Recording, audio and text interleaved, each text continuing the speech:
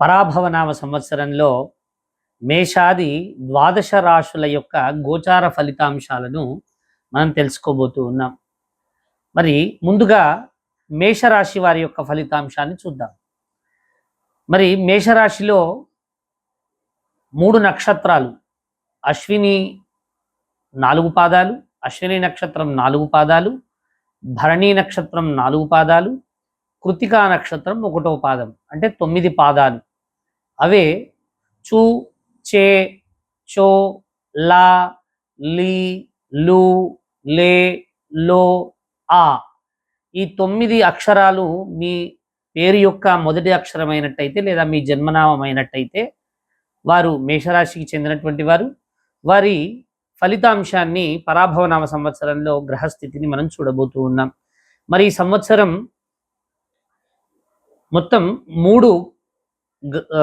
మూడు రాశుల్లో గురువు యొక్క సంచారం ఉండబోతూ ఉంది. మొదటి 3 నెలలు అంటే ఉగాది నుండి మొదలుకొని మే 31 వరకు కూడా గురువు మిథున రాశిలో ఉంటాడు. అలాగే జూన్ 1 నుండి అక్టోబర్ 30 వరకు కూడా కర్కాటక రాశిలో ఉంటాడు. అలాగే 31 అక్టోబర్ నుంచి జనవరి 23 వరకు కూడా సింహరాశిలో ఉంటాడు. తర్వాత 24 జనవరి నుండి 6 ఏప్రిల్ వరకు, అంటే మళ్ళీ ఉగాది వచ్చే వరకు కూడా తిరిగి కర్కాటక రాశిలోకి వెళ్తాడు. అంటే మిథున రాశి 3 నెలలు, కర్కాటక రాశి 5 నెలలు, సింహరాశి 3 నెలలు, తిరిగి కర్కాటక రాశి 3 నెలలు. అంటే దాదాపుగా 8 నెలలు కర్కాటక రాశిలో, 3 నెలలు మరి సింహ మరియు మిథున రాశుల్లో ఉంటాడు. ఇలా ఉన్నప్పుడే గతంలో మనకు కరోనా వచ్చినటువంటి సందర్భాలు కూడా ఉన్నాయి. గురువు 3 రాశుల్లోకి వెళ్ళినప్పుడు కరోనా ప్రబలింది.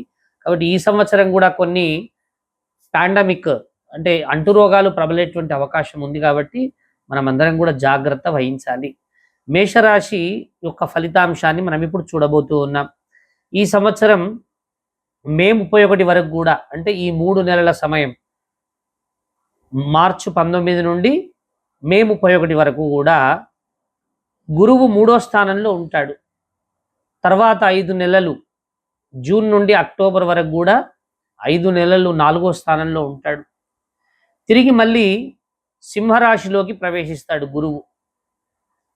తర్వాత మళ్ళీ 4వ స్థానంలోకి ప్రవేశిస్తాడు. అంటే మేషరాశి వారికి గురువు 3వ స్థానము, 4వ స్థానము, 5వ స్థానంలో ఉంటాడు.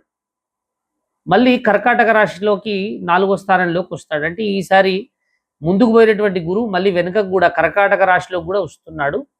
కాబట్టి అప్పుడు ఫలితాంశం ఏ విధంగా ఉంటుంది అంటే వీరికి మిశ్రమమైనటువంటి ఫలితం ఉంటుంది. ఈ సంవత్సరము 3 నెలలు అంటే అక్టోబర్, నవంబర్, డిసెంబర్, జనవరి ప్రాంతంలో వీరికి విశేషమైనటువంటి మరి అభివృద్ధి ఉంటుంది. 31 అక్టోబర్ తర్వాత వీరికి గురువు 5వ స్థానంలోకి వస్తాడు. విశేష అభివృద్ధి ఉంటుంది.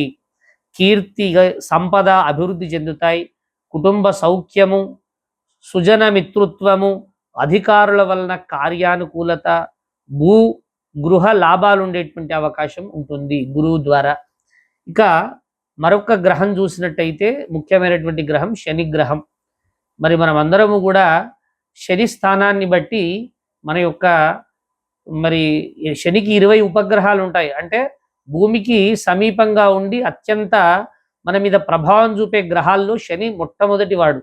ఎందుకంటే శని గ్రహము వల్ల కృపా చేతనే మనలో బుద్ధిమాంద్యం ఏర్పడకుండా చక్కగా మరి ఇన్వెస్ట్మెంట్స్ పెట్టడం కానీ, ఒక వ్యాపార లావాదేవీలు నడపడం కానీ, ఉద్యోగ ధర్మాన్ని నిర్వహించడం కానీ జరుగుతూ ఉంటుంది. అలాంటి శని ప్రభావం మన మీద చాలా ఉంటుంది. కాబట్టి అలాంటి శని ఈ సంవత్సరంలో ఏ స్థానంలో ఉన్నాడు అంటే మరి మీనరాశిలో ఉన్నాడు. మేషరాశి వారికి మీనరాశి 12వ స్థానం. కాబట్టి ఇప్పుడు 7.5 ప్రారంభ దశ. మేషరాశి వారికి ఈ 2.5 సంవత్సరాలు 7.5 ప్రారంభ దశలో, అంటే 7.5 సంవత్సరాల్లో 2.5 సంవత్సరాలు ప్రారంభమయ్యేటువంటి దశ మేషరాశి వారికి.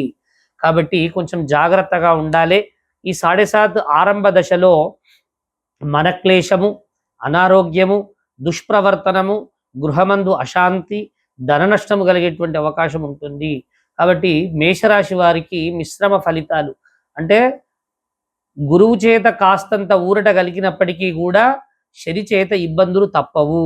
అలాగే రాహు చూసినట్టయితే రాహు ఈ సంవత్సరం డిసెంబర్ 4 వరకు కూడా, అంటే ఇప్పటి నుండి డిసెంబర్ 4 వరకు కూడా కుంభరాశిలో ఉంటాడు. తర్వాత మకర రాశిలోకి వెళ్తాడు.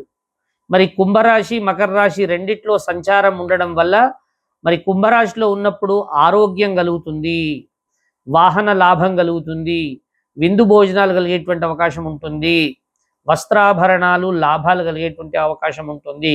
ఎప్పుడైతే 10వ ఇంట్లోకి వెళ్తాడో అప్పుడు కూడా శుభమైనటువంటి ఫలితాలు కలుగుతాయి. ఈ సంవత్సరం మేషరాశి వారికి గురువు రాహు అనుకూలంగా ఉన్నారు. కాస్తంత శని కేతువులు మాత్రం లేరు. కాబట్టి ఈ సంవత్సరము రాహు యొక్క ఫలితము చేత తీర్థయాత్రలు, శుభకార్యాలు, మనస్సౌఖ్యము కలిగేటువంటి అవకాశం ఉంటుంది. కేతు ఈ సంవత్సరం డిసెంబర్ 4 వరకు కూడా 5లో ఉంటాడు. తర్వాత 4వ స్థానంలోకి వస్తాడు. కాబట్టి ఈ 2 స్థానాలు మేషరాశి వారికి శుభ ఫలితాన్ని ఇచ్చేటువంటి స్థానాలు కావు. కొన్ని కట్టడాలు, నిర్మాణాలు ఆగిపోయేటువంటి అవకాశం ఉంటుంది. డబ్బులు అందక ఇస్తామన్నటువంటి వాళ్ళు ఇవ్వకుండా ఉండడం జరుగుతుంది. స్త్రీ మూలకంగా కలహాలు వచ్చేటువంటి అవకాశం ఉంది. ఆకస్మిక ప్రమాదాలకు కూడా లోనయ్యేటువంటి అవకాశం ఉంది. కాబట్టి మేషరాశి వారు తప్పకుండా ఈ సంవత్సరం మరి శని మరియు కేతువు యొక్క ఆరాధనను తప్పకుండా నిర్వహించాల్సినటువంటి అవసరం ఉంది. మేషరాశి వారు ఈ సంవత్సరము కాస్త ఇబ్బంది తప్పించుకోవాలనుకుంటే వారు ప్రతి మంగళవారం కూడా ఉపవాసం ఉండాలి తప్పకుండా. మేషరాశి వారు హనుమాన్ చాలీసా పారాయణమును తప్పకుండా రోజుకు 3 సార్లు హనుమాన్ చాలీసా పారాయణం నిర్వహించాలి. అలాగే ఎర్రని పువ్వుల చేత మరి హనుమంతుడికి ఎర్రని పూలను సమర్పించాలి. ఈ విధంగా చేసినట్టయితే మరి శని యొక్క అనుగ్రహం కలిగేటువంటి అవకాశం ఉంటుంది. అలాగే నీలాంజన సమాభాసం రవిపుత్రం యమాగ్రజం ఛాయామార్తాండ సంభూతం తం నమామి శనైశ్చరం అనేటువంటి మంత్రాన్ని ఈ సంవత్సరం 19,000 జపాన్ని వీళ్ళు ఆచరించాలి. రోజు దాదాపు 19,000 డివైడెడ్ బై 365 రోజులు. కాబట్టి అలా రోజు ఎంత జప సంఖ్య వస్తుందో అంత జప సంఖ్యను మేషరాశి వాళ్ళు ఆచరించినట్టయితే తప్పకుండా వారికి శుభ ఫలితాలు కలిగేటువంటి అవకాశం ఉంటుంది. ఇది మేషరాశి వారి యొక్క ఫలితాంశం. వీరికి ఈ సంవత్సరం రాజపూజ్యం చూసినట్టయితే, రాజపూజ్య అవమానాలను మనం చూసినట్టయితే ఈ సంవత్సరం మేషరాశి వారికి ఆదాయం 1, వ్యయం 5, రాజపూజ్యము 2, అవమానము 4. కాబట్టి మిశ్రమమైనటువంటి ఫలితాలను మేషరాశి వాళ్ళు పొందుతారు.